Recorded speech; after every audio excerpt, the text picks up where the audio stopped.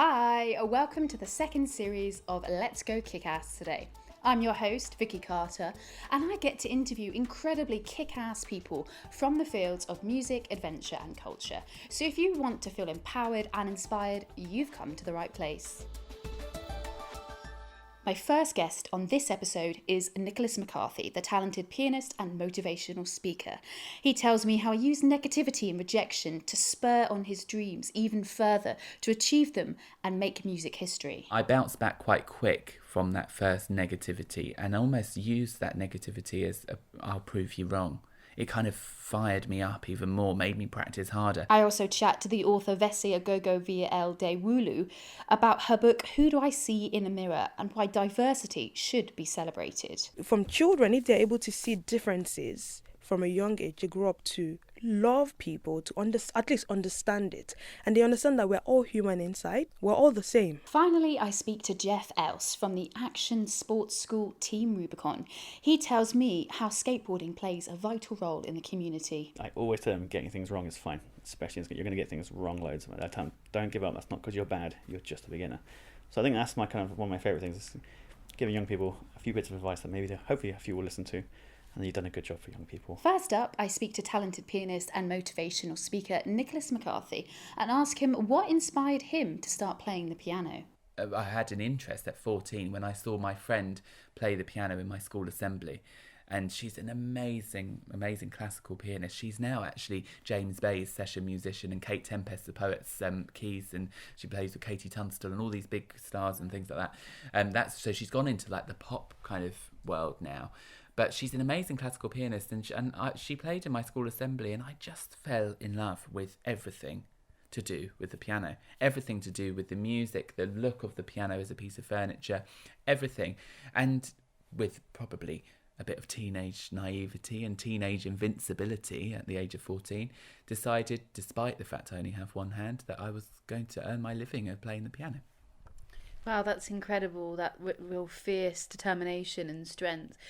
You were told that you'd never make it as a concert pianist. How did you overcome this, and how did you feel when you were told that? I've been very used to being put in boxes throughout my whole life, or being told X, Y or Z, you can't do this, you can't do that. Not by my parents. My parents have been hugely influential in making sure that I have the attitudes that I can do something. So when I was told that I couldn't become a concert pianist, or when I was refused the audition to go and study at a specialist piano school, of course it hurt. I'd be lying if I didn't say I was upset and there were tears. But they were fairly short-lived, because I think when you have a disability, any disability, and in my case obviously a physical and quite a prominent physical disability, as in having one less limb than most people, you kind of develop a bit of Teflon exterior. You have a thick outer skin. So really I bounced back quite quick from that first negativity and almost used that negativity as I'll prove you wrong. It kind of fired me up even more, made me practice harder.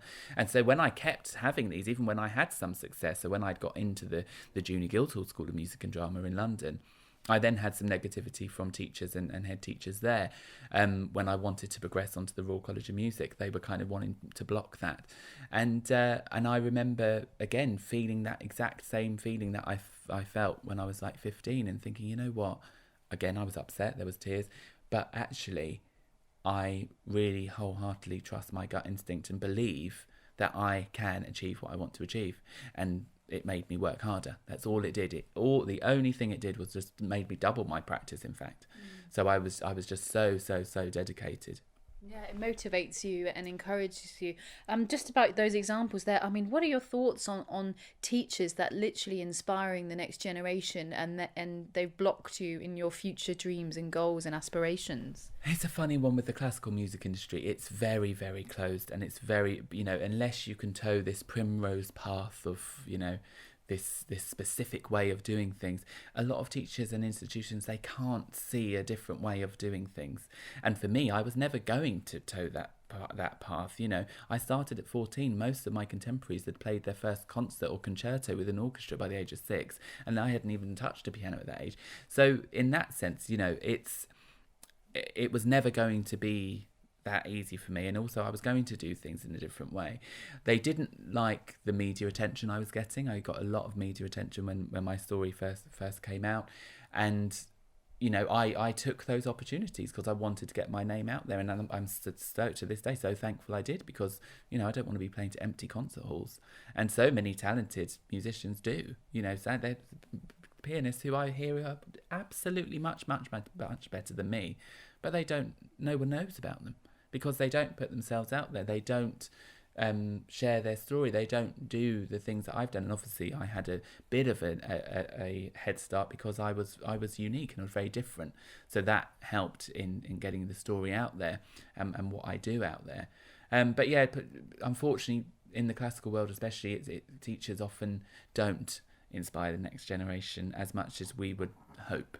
Unless it's that person who is going to toe that primrose path and become a big star, then of course everyone is there, celebrating them and taking credit for them. I find that really sad, but thinking, rejecting what they said to you, and obviously you pursued and you went ahead and you graduated from the Royal College of Music. How did that feel when you graduated? It was an amazing time for me. It really was, because 2012 was just an amazing year because I graduated, and on my graduation day, my professor Nigel Clayton rang me, and I was in the gown and everything, and my phone buzzed, and I was in the wings waiting to go on, and he said, "Nick, I've only just realised, but now you've actually are about to graduate in a few minutes. You've now made history in becoming the first ever one-handed pianist to graduate from the college in their 130-year history," which was lovely to find out, because of course the 4 years I was there, I didn't even give that a second thought, but on the day it was lovely. And then of course the press picked up on that, so it's quite bizarre having the Evening Standard covering my graduation and things like I would never ever have imagined when I went into the Royal College as a first year student. I wouldn't imagine the other end of it. And then of course a few weeks later it was the Paralympic closing ceremony, and that was a big thing. Yeah, well, how was that performing with Coldplay? That's another milestone in history as well. Well, it certainly was for me. I doubt I'll ever play in a stadium again, to be honest. Classical piano isn't synonymous with playing in stadiums, but it was just an amazing time. And again, the timing of it, only graduating a few weeks before, and then and then all the TV shows that I did around the Paralympic closing ceremony, I couldn't have asked for a better launch of me as a graduated pianist, to come out into the world and say, look, here I am, this is what I do, this is who I am. I couldn't have paid for that level of coverage. So it was an amazing time for me, and it really did launch my career, and that's what started my international touring was solely because of the Paralympic closing ceremony and my Coldplay performance.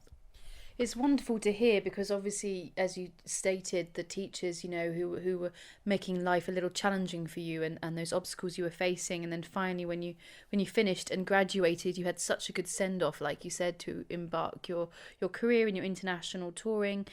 Is there a particular country where you really connect with when you go and perform, or they respond in the most fantastic way that you could ever imagine? Definitely Asia, definitely. There's, I've performed in China, South Korea and Japan, and they're, as we know, such huge different cultures in each of those countries. But their appreciation, Japan was amazing, and I love performing there, and their appreciation of music is huge. South Korea, again, I absolutely loved it, and it's different in South Korea because they don't have any disabled stars or people on television or anything. So when I rock up, it's very much like, oh my God, what's this guy? So it's very different, and I get a lot of people in South Korea coming to my concerts and bringing their disabled son, daughter as that role model, because they just don't have the role models that we have in this country. We're so lucky. We've got Paralympians, and we've got so many amazing disabled TV presenters and things that we see, and we don't really notice it now, which is good. That's what it should be. We shouldn't be looking at people with their disability. But in South Korea, sadly, they're a little bit behind on that front. And then China, I perform in China a lot. I'm over there in May. That is a different kettle of fish, China, because it's so huge, and each province, each part, each city is like its own country. So each type of audience is therefore different. And so sometimes they're always hugely appreciative, but the Chinese audiences are quite funny. They won't think anything of answering a phone during a performance or something, which my promoter over there warned me about, and it was fine. It doesn't bother me because I know that's their culture. Because luckily, they see classical music as we see pop. It's just normal to them. It's not elitist. It's not, and they feel comfortable enough to treat a classical concert like they would a pop concert, which really is, I like that. That's what I want. You just have to get your head around it because it's very different from the UK. So yeah, I mean, the Asian countries I love, and of course I love performing in the UK. Of course my home turf. Is there a piece of music that you enjoy playing out in public to people to see their reaction? Yeah, I mean, there was a piece that I did for Classic FM online, one of my own arrangements actually, of Rachmaninoff's Prelude in G minor, which is originally a two-handed piece of music, very big piece of Rachmaninoff, quite famous prelude of his, and I arranged it for left hand alone. And yeah, I love playing that, and the video went kind of semi-viral on Classic FM, and it's a nice crowd pleaser. I often play it as an encore in my concerts, and yeah, I try to play that. It's a bit of a workout there. It's wonderful when you're creating your own music as well and being able to share it as well as, not only playing. So you just mentioned accessibility as well. So Attitude is Everything did a survey of deaf and disabled music artists, and 70% said they kept their disability hidden out of concern for it damaging their relationship with a venue, promoter or festival. Does this surprise you in any way? It doesn't surprise me in any way. Obviously, with me, it's very hard to hide, the fact you only have one hand. So that's never been, and I've been very very open about being the one-armed pianist. The press branded me, one of my first headlines was one-armed pianist. So I've kind of been stamped that straight away. Does it bother me? No, because it's true. I have one arm and I'm a pianist. There's a lot of people who have hidden disabilities that we're aware of, and it wouldn't surprise me if they did that. The only time I didn't tell people about my disability was my audition for the Junior Guildhall. I didn't write it on the form, and so the first time they knew I had a disability was when I was through the door, because I'd previously been turned down, not at the Guildhall, a different school, for an audition, and it was simply on the fact that I had a disability. Wow. So for the Guildhall audition, I purposely didn't disclose, so I could get in the door and had an awkward conversation with them in the audition, just to say, I am in the right room, I want to audition for piano. So yeah, I can completely understand that. Do you think, with regards to music applications now, that people feel comfortable enough to disclose? I hope so. I know the Royal College of Music were fantastic with me, and I'm a big advocate for the RCM and what they did, because they'd never had a pianist like myself as I mentioned, in their 130 years. So they really had to kind of semi-tailor the syllabus to me, and I had to also contribute to that, and we had to come up with stuff. They were so flexible when they needed to be, and they were inflexible when they needed to be as well, which was important for me. I didn't want to be given an easy time. I wanted to be, and they really didn't. But there was obviously certain things that I wasn't going to be able to play a Beethoven sonata because he didn't write one for one hand. So, I couldn't fulfill that criteria that they were asking. So the RCM, I know, have a very big policy on disability and inclusion, and they're very good with that. And again, I know they're just continuing to develop that side of it. So I can only speak for the RCM as I'm an alumni, but apart from them, I hope the others follow suit with the Royal College of Music.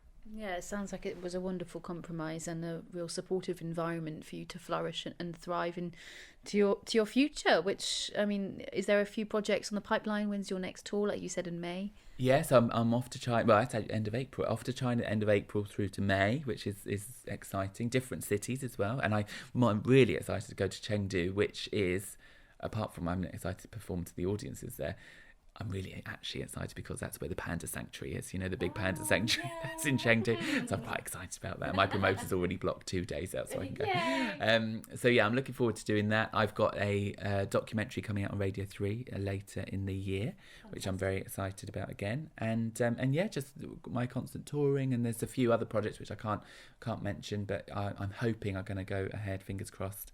And of course, I'll let you know if they do. What an incredible guy, right? It's so wonderful to hear how he pushed this negativity and used it to aid him to encourage and work even harder. He became more dedicated to his work, and that propelled him to play with Coldplay at the Paralympics in 2012, just a week after he graduated, and made music history. How inspiring. My next interview is with the author Vese Aladewolu about her book Who Do I See in the Mirror by Philly and Friends.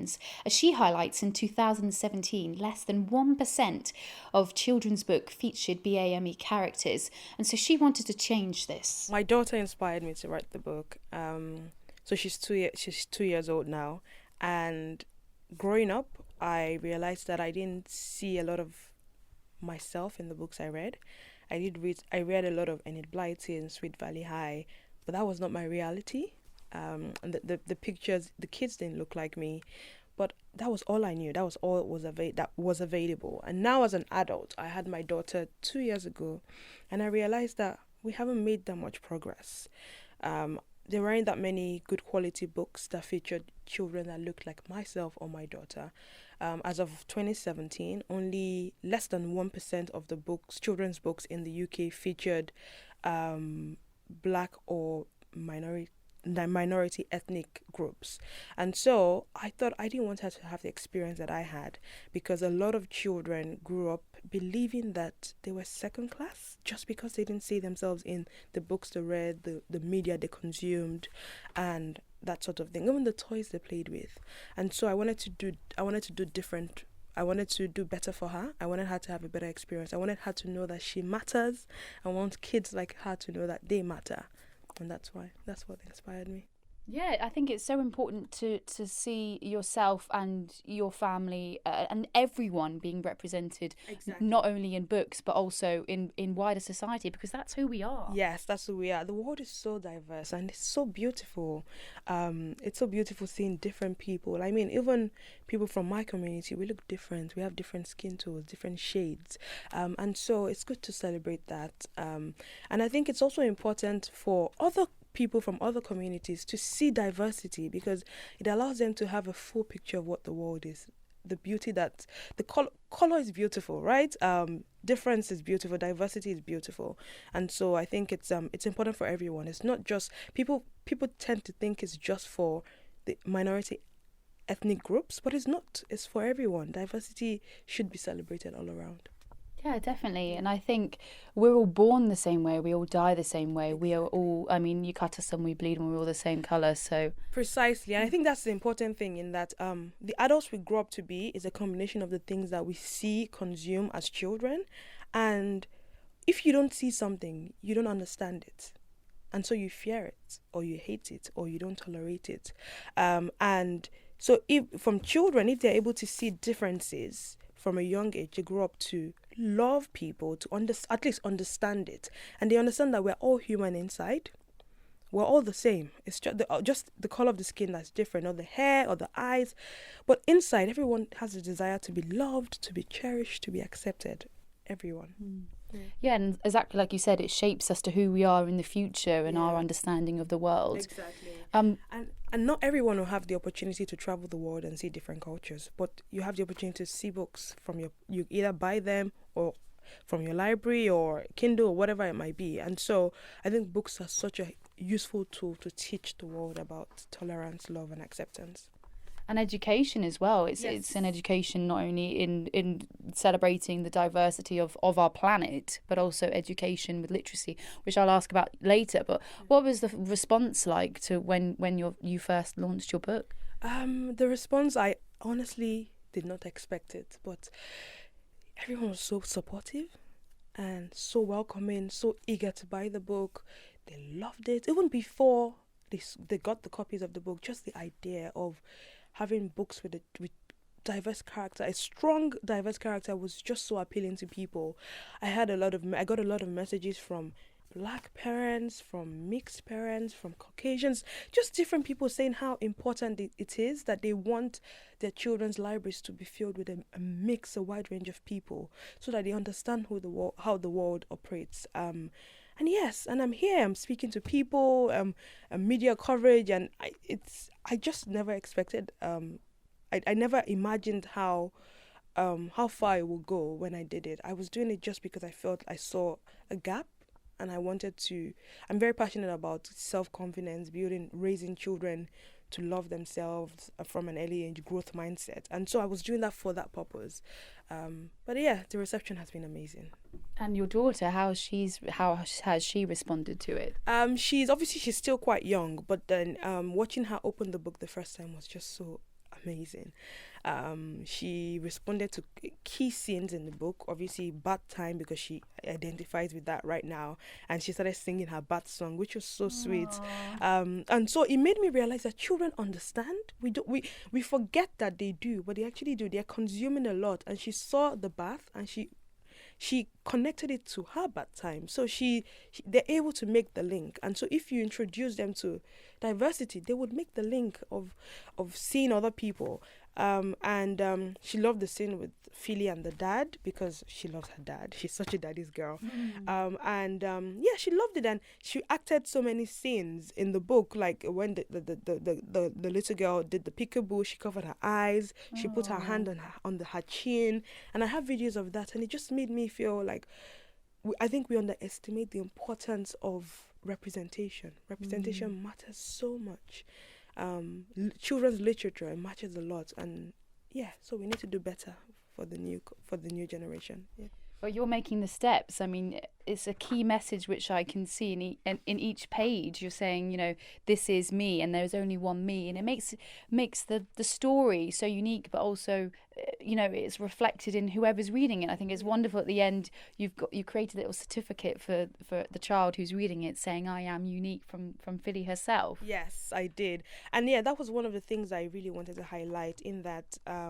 We are physical appearance, and we can't take from that. That's what you see the first time, but and so the message was love what you are, which is a physical appearance, but you are much more, and that's the book. Oh, I love my thick curly locks and the way it shrinks when I have a bubble bath, but I am not just my hair. I am much more, and so just putting that in the child's mindset from an early age, and then obviously it goes on to say, I am beautifully made, I am wonderfully me, I love me. It also goes on to say, but what matters most is my good heart and curious mind.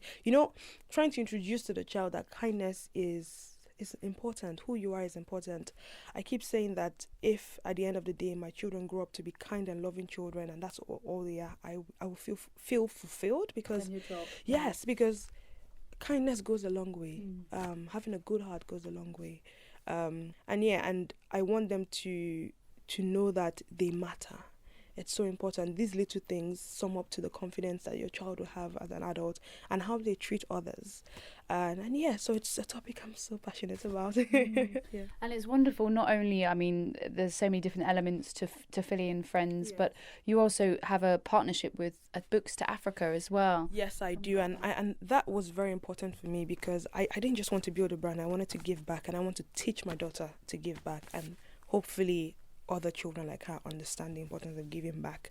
I had an experience where a girl came to live with my parents for a bit, and she was 31. She had finished her primary school, secondary school, but she couldn't read. Wow. And obviously she lived in the village back in Nigeria, and I just thought to myself, how is that possible? And obviously it's lack of access to books, lack of access to reading. And I thought, okay, I want to do something. While I'm empowering children here who have access to books and things like that, I want to empower people to literacy, to be able to read. I want to make a difference in communities that are disadvantaged. And so I work with, I did research, and I absolutely love what the guys from Books to Africa do.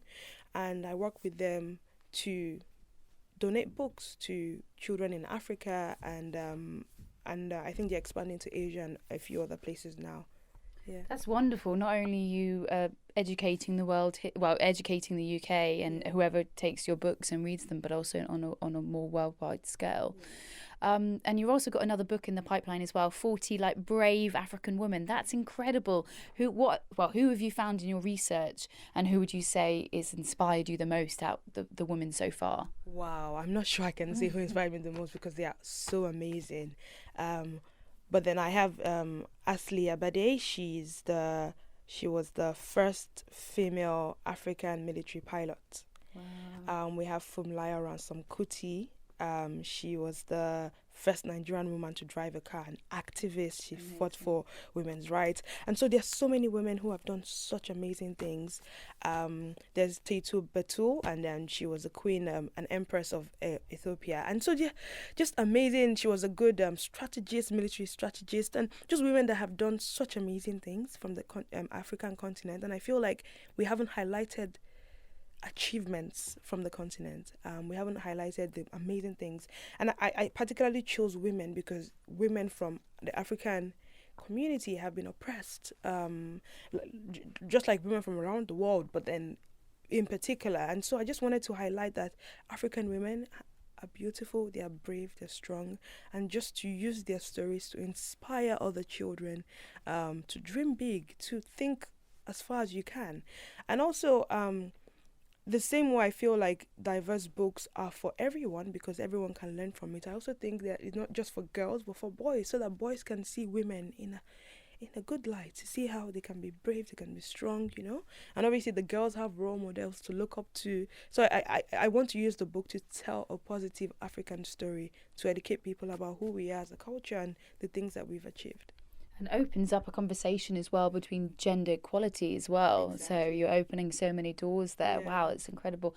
And finally, last question. I mean, you're not a writer before this book. I mean, what was it like actually writing, and what tips would you give to anyone who feels that they've got a story to tell but they're unsure of how to share it? Yes, so I actually consider myself a maths girl. I did maths and further maths at A-levels. But I always wrote. But I underestimated the power of my writing, and then my sister started picking it up to tell me that, Vese, you write really well. You should consider that. But because I saw myself as a maths girl, I just thought, okay, I just didn't take it seriously. And yes, I definitely did. Obviously, at the beginning, the whole imposter syndrome. You think, okay, what gives me the right to write a book? But from speaking to people, I have a very supportive husband, very supportive family, my parents, my sisters. They just kept encouraging me, and so I sat down. I had the story in my head, and I just kept writing it. I wrote it down, and I just kept expanding, editing, thinking about different things of ways to make it more appealing to children. And so what the advice I'll give you is just do it. Wake up, get your laptop and write. Wherever you are. Sometimes I'm with my phone and I'm just writing stories, writing articles, writing things that come to my head, because you write it down and you get an editor. I worked with a lovely lady, Tamara Fudge, and she did the editing of the book. And I did that to make sure that it was child appropriate for the level that I was writing it for. So you have to do that. I just wrote. And so now it's obviously giving me the courage to do it again. And you can only get better by trying. And so if you don't try, you never know.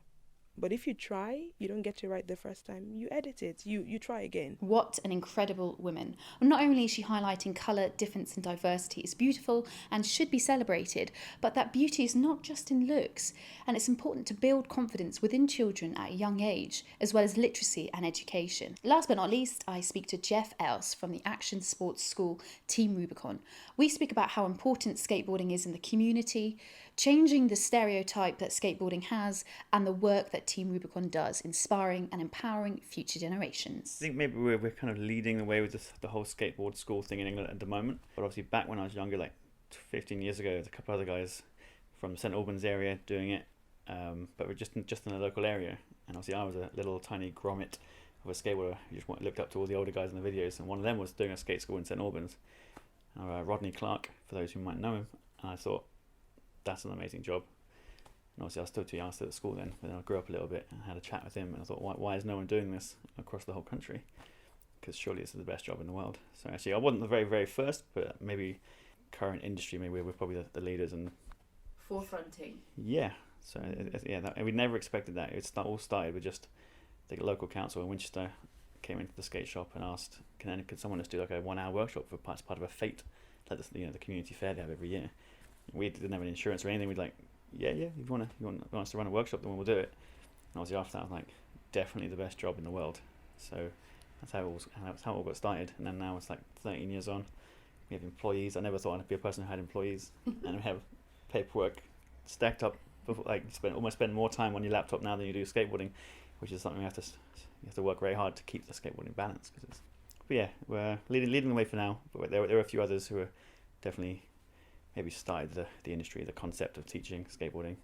So is that what inspired you in the first place, for someone to come in and give you that opportunity, or was it your passion for skateboarding first that installed it? And when did you fall in love with skateboarding? Skateboarding, I think I was like 12 when I started skateboarding, and it's something I tried because my brother's a little bit older, and his friends were doing it at school, and I saw his friends doing it. But before that, I played golf for Hampshire for about a month, and then I did some tennis and did judo and did a few school contests and did quite well in them. But every time I did well in something, I'd stop. I'm not sure why. I liked all the sports. I don't remember why I stopped. Then I tried skateboarding, and there's no end to it. There's too many tricks to learn. There's always a bigger trick. There's always a bigger stunt. There's always a bigger obstacle. And I think maybe that's what appealed to me, because you can't ever win it. But like, there's so many angles you go with this answer. But when you're down the skate park, you're seeing people every day. There's no one down there trying 10%, 50%. You're either doing 100 or you're not skateboarding. It's like you have to try the same trick 100 times, 1,000 times just to do it once. And then the next time it takes you 900 times.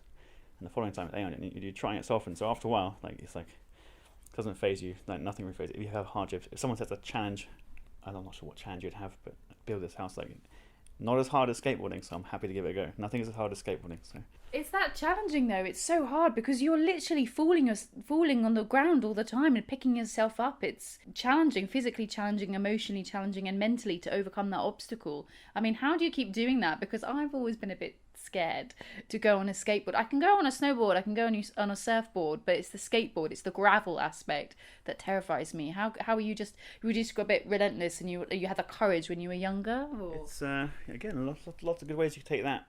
Why we do it? It's really, I guess it is just personally rewarding. Again, once you know how hard some of these tricks are, it's pretty cool to know you've done that. You're in this tiny. I haven't got a real figure, but there's 0.001% of the world people who can do that trick, because a lot of people will never get there. That's that difficult. After a couple of years, the way I try and make jokes, and a fun way of telling kids this at schools, I basically tell the kids that after a year you'll feel immortal, because you will fall off every day, and don't worry about falling off. Everyone falls off. It's just part of learning to skate. And it doesn't sell that to teachers, but I think kids understand. Kids always fall over playing football and stuff, but with skateboarding you fall off every day. Like I said, little tiny bumps, every day, mostly nothing. Occasionally a big injury, but you get up, you carry on. Let's talk about the incredible work that you guys do. I mean, that you work with schools, you work with councils, like you said, you do fetes, you do festivals. Would you mind just highlighting the kind of variety that Team Rubicon does? So I think if we had to give us a single focus, it all started with working in the schools. And like I said, I go in there with the idea that my skateboarding is going to be my medium on how I connect with the kids. Obviously, you're basically giving them a toy and asking them to have fun, so it's a really good way. So if we do a few cool tricks, a bit showing off, it's very easy to talk to them and think, oh, this guy's cool. I've seen this. I've seen guys like this on social media and stuff. Yeah, so all of a sudden, if you can, without trying to sound too cheesy, give them maybe a few bits of, dare I say it, life advice. Like I said, I always tell them, getting things wrong is fine, especially you're going to get things wrong loads at that time. Don't give up. That's not because you're bad. You're just a beginner. So I think that's one of my favorite things. Is giving young people a few bits of advice that hopefully a few will listen to, and then you've done a good job for young people. And then moving on from that, we looked at how can we work with people who already skate, who are not in school, people who are already quite confident. So we started up the skate camps, which is basically a 5-day road trip. When I was little, I wanted to go on these trips with these older guys. Like, look at all the trips they're doing. They're going to Bristol, they're going to Manchester, they're going to Barcelona. Like, how do I do that? I thought, why don't we just run trips for kids? So these guys now, they come from all over the world to our camps, and we basically put them in minibuses, travel around the country for 5 days, and then give them back to the parents. And it's like amazing. Yeah, so it's a very different style. And they can already ride, so they're already very capable to riding the skate parks. So the skate parks we go to in the schools, it's just a flat playground. That's all you need to keep it safe. You know, make sure they have achievable goals in the school, so they go away, even if it's just done 2 or 3 tricks. Like, yeah, I've done something. But with the older camp guys, they need to be able to be challenged. So we go to the UK's best skate parks. So that's nice. And then there's a slightly more corporate side, which is like doing events, like do birthday parties. I did one the other day. Birthday parties. It's the greatest job in the world, probably birthday, because it's way more laid back than the school. There's loads less paperwork and red tape. You basically got to entertain kids, which basically means, can you show off for an hour, and teach my kids some stuff, and then you give them a toy, and they'll get mini skateboard with these little tech deck skateboards. Fun. Have you seen those? Yeah. Yeah, like they're still massive. And That's incredible though. And you've been to a lot of skate parks as well all over the UK. What would you say are the best ones and why? my team say I'm a skate park encyclopedia. Oh, really? All I've done since I was 18 is travel. Cool. And bought a car straight away, just so I could go and see all the parks. What top favourites? So in Northampton, there's one called Radlands. There's one in Cirencester, amazing. Why is it amazing? Design. It all comes to design. You can have a really tiny park if it's designed well. It's great fun. If you try and put too much in, or there's not enough variety, you can lose the aspect that anything new tends to be really good. But what else do I like? Tame near Oxford, really good. Ramp 1, Warrington. Adrenaline Alley in Corby. Like these are all our favourites. Yeah, you're great. You know loads, yeah. Milton Keynes has they turned the old bus station into like a undercover skate spot, very famous. There's Stoke-on-Trent was one of the first outdoor plazas. Like a plaza is these basically outdoor concrete parks which replicate a lot of street things you'd see in the street in the city. They kind of replicate the spots. Maybe try and get us out of the pedestrian areas, maybe. but the concept's great. It's what we're looking for. So yeah, there's endless, man. There's tons of so many cool little projects too. Spit and Sawdust in Cardiff. It's a little tiny indoor skate park run by a guy called Christian. Best cafe ever. If anyone's listening, if you're in Wales, in Cardiff, go to the Spit and Sawdust for a good meal and watch some cool guys skate. Yeah. Oh, that's incredible. But yeah, you can go on Mount Hawk down in Cornwall. There's just endless Prime in Plymouth, and there's just Exeter now has maybe 3 new parks. Again, all slightly different. So really catering for every, not just skateboarding, the bikers, the scooter riders, everything, and the guys that are 5-year-olds are trying to get into skateboarding. It can be daunting. So having these big parks and a variety means there should be something they can learn on somewhere. And also for the older guys who are 20, 30, who are pretty good, there's big obstacles too. So the country, the last 10 years has been crazy. All the old metal parks, which I grew up on, are being taken out, and these new concrete ones are going in. And that's so big up to any council who has ever helped with a project like that. The council workers who have to put most of the hard work in don't get a lot of thanks, but deep down we all care for them a lot because they're the ones we need to get through. Like all this, there's a lot of user groups around the country who want it, but we're the ones that want them, but we don't know how to get them. And then the council worker has to a lot of time you'll find 1 or 2 who get on board with the project and they're really keen, but they don't know the industry, so the 2 have got to work together and communicate. He's got to explain like structure and tenders and all these sort of things, the paperwork, and we're trying to explain why we need it. And it's important too because skateboarding's awesome and people don't know about it. It's pretty easy to criticize, I guess. Sometimes it can be noisy. It does. Skate parks do it. They are cool places to hang out for people who don't skate, doing the things we then get associated with, like smoking and stuff. It happens. It's not going to change, I don't think, but it can once you get to know the user group. Like down at Winchester, we had a cupboard put in, like a metal cupboard put in by the skate park. Inside was a broom, a squeegee, a first aid kit, like a spare helmet and set of pants and stuff, and about 10 guys had keys. Wow, that's amazing. And again, those people will look after it. We want it. Like if we don't give the adults any reason to come down, they don't need to come down. We'll police that. We'll look after it ourselves. Look after the young guys. When they fall off, like we know all the parents. I'm 35, so all the parents know who we are. And like just if they get in trouble, we can just give them a buzz. Oh, your kid's fallen off. Come and get him. We don't need the ambulance. We don't need the police or anything. The council can trust us. I think we have one tiny bit of graffiti on our park, and it's been there about 4 or 5 years. And we encourage you. Like, as soon as someone does something stupid, whether it's just a bad drawing or something a bit more grotesque, like I'll paint over it. And no, we haven't had any graffiti for about 4 years because people know if they try it, I'm going to paint over it straight away. It's an important sense of community, and I think it's so much better to have your kids in the local park, integrating and socialising with other local kids, and getting outside and doing sport, than sitting inside in their room playing computer games. I think it's a huge difference. I mean, it's frustrating that you have to deal with these negative stereotypes, and obviously you're doing a fantastic job in your own community. I mean, how can we get other people to understand that it's not the whole cart, it's just a few apples? I think I don't think I'd be special in that respect. I think that's probably I think if anyone skateboards for a little while, you become, skateboarding in your community like I said, the community aspect is huge. It's one of the best reasons to get into skateboarding, because I think, going back to one of the first questions, you try things, you end up working, skating with your friends, including the older and younger age groups who skate there. You know them so well. I think if I asked a favour from anyone ice skate in Winchester, they'd probably do it. And it's like having like I always refer to like my family. You got mum and dad, my brother. But if I say family, I mean every single guy I skate with too. Like they're on the same level. So, but I think that's probably the same. I don't think it's just Winchester. I think there's a lot of places that are like that. And I think they'll do. I think that just by them being them, the stereotype will die out eventually. On some level, it's in the Olympics now, so we're gonna. How do you feel about it? I'm on the Yes campaign myself. I think overall it will benefit skateboarding for sure, 100%. Yeah, of course. Skateboarders are always just going to be skateboarding. Doesn't matter what changes. If we go in the Olympics, if someone puts a ramp on the moon, it's going to stay skateboarding all the time. You can't change it because it's bigger than all of us. It's like for what it gives us, I think we owe skateboarding. Skateboarding doesn't really owe us anything. But yeah, it's in the Olympics. I think that's good. It's a bit of just a standard answer. It's going to put us in the limelight. It's going to show more of the best, I guess, of the skateboarders. It's going to all be quite well structured, which is good. It's going to interest young people as well as families, businesses. The more money will get pumped into it, the governing body will get more funding. It means better parks, more events, more coaches. So very typical. It's going to spiral from the top down slowly. It might be slow, but it'll happen, and it'll just mean more people will get the benefit of all the rubbish I've been talking about for the last half hour. Everyone will get more people will benefit from that, and that's only a good thing because it is just a very positive sport. This is the future. You said it's developed so much in 10 years, and in another 10 years, who knows? It's exciting.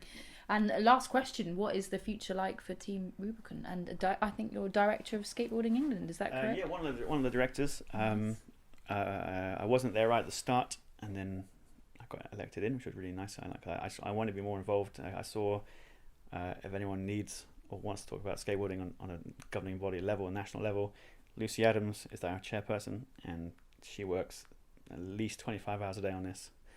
And James Hope Gill is kind of another CEO guy. And again, those two do the majority of the work, and we all seem to get a lot of the credit. But those two they're the ones with all the details, and they're going to all I ever see is emails, meeting after meeting. They're meeting with London Sport. They're doing Sheffield disabled groups. They're working everywhere. They're going over to Europe to talk about how the Olympics will be set up. Team GB.